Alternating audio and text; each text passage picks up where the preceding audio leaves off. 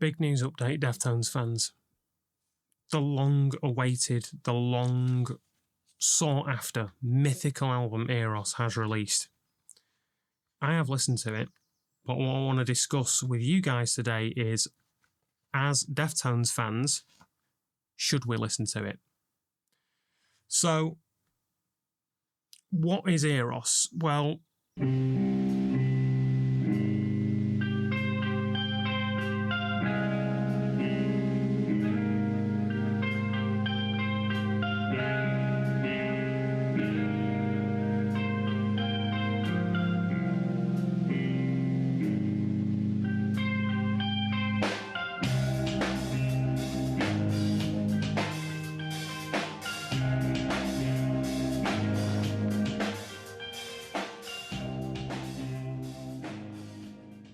back in 2008, Deftones were working on their next album, tentatively titled Eros. And that is when their original bass player, Chi Cheng, was involved in a car accident. He went into a coma for several years, started to make a little bit of a recovery, but then, unfortunately, tragically passed away. The band were working on Eros at the time, and as soon as Chi passed, all work on this album ceased. Basically, it was never touched again.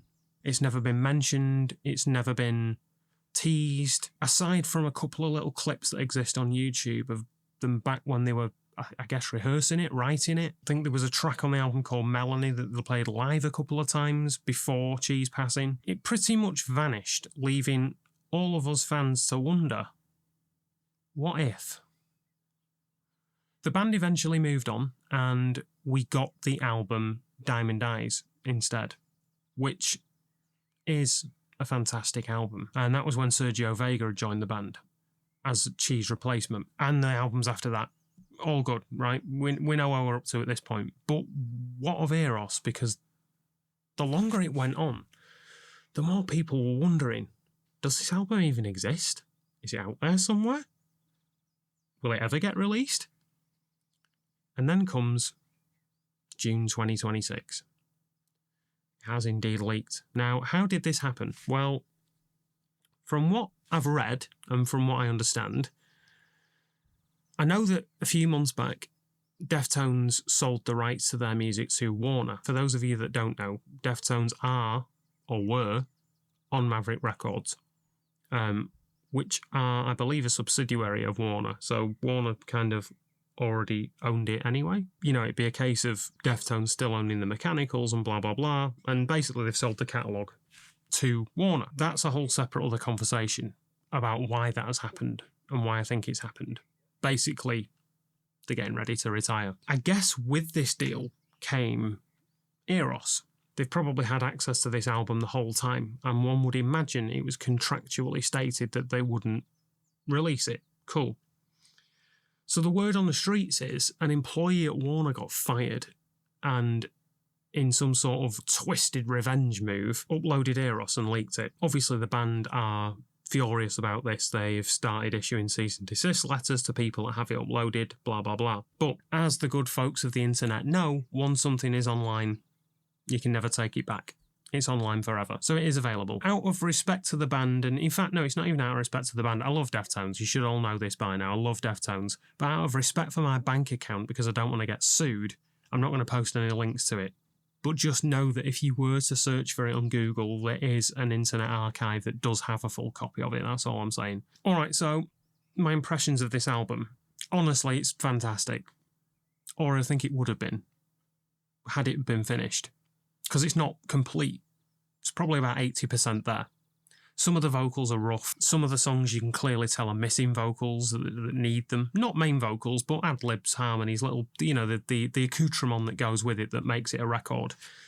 So some of them are a little bit thin on the ground vocally. And some of them are clearly rough vocal takes that needed to be re-recorded and haven't been. But generally speaking, it is a complete album. You can listen to it end to end and it makes sense. And I think it would have been absolutely amazing. Like, truly, there are some really, really good songs on there. It's quite different to Diamond Eyes. I guess that was Vega's input.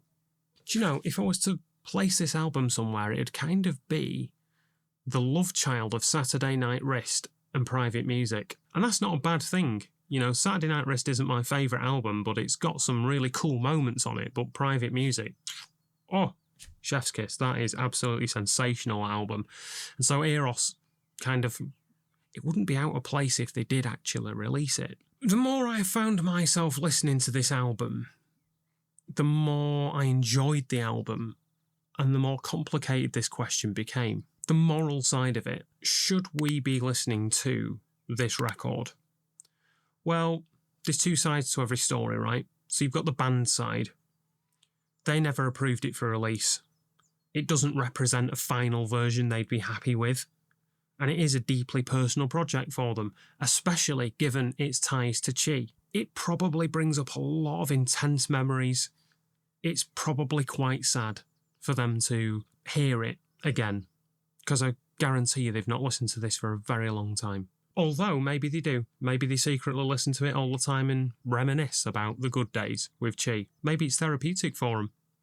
Maybe it's become, not to coin their own phrase, but maybe it's just become private music. The fans didn't create the leak. It's an important piece of music history, especially for Deftones fans. And after 18 years, people are kind of curious. And if that kind of a carrot is dangled in front of you, should you take it? You know, look at it this way. If someone was to dangle a winning lottery ticket in front of you and say, it's morally wrong to take this ticket, but you're going to win if you do, you'd take the ticket. All of you would take the ticket. It's only the same thing. Someone's dangled the album we've waited for almost 20 years in front of us and made it freely available. 90% of people are going to listen to this. And even the people who are on the side of staunchly against listening to it to respect the band, I see you. You'll listen to it eventually. Let me go back again. Should we, as Deftones fans, be listening to Eros? That's not a question I can answer for you. That's something you're going to have to answer for yourself. As I've stated in this video, I'm in the camp of yes, we should, and I have. Repeatedly, and it's fantastic. What happens next, though, with this album? The way I see it, there is two possible ways this goes. The first one, we are coming up to the 20th anniversary of when the album would have been released originally. It's not impossible that the band might get into a studio, finish it, and release it for its 20th anniversary of when it would have come out originally. 2008, maybe 2009? Possibly. I mean, the thing is, as much as it might hurt them and piss them off, it's out there now. So if they do want their version of it to be out in the world, well, now's the time to do it. The alternative, I guess, is it disappears again. Cease and desist gets sent out, and it just goes back on the shelf, and that's all she wrote. Maybe it just becomes the fabled album that only exists in torrents. Maybe its mythical status is elevated even further by the fact that it kind of can be obtained, but isn't supposed to be obtained. It's like the forbidden fruit. Should we be listening to it? See you next time.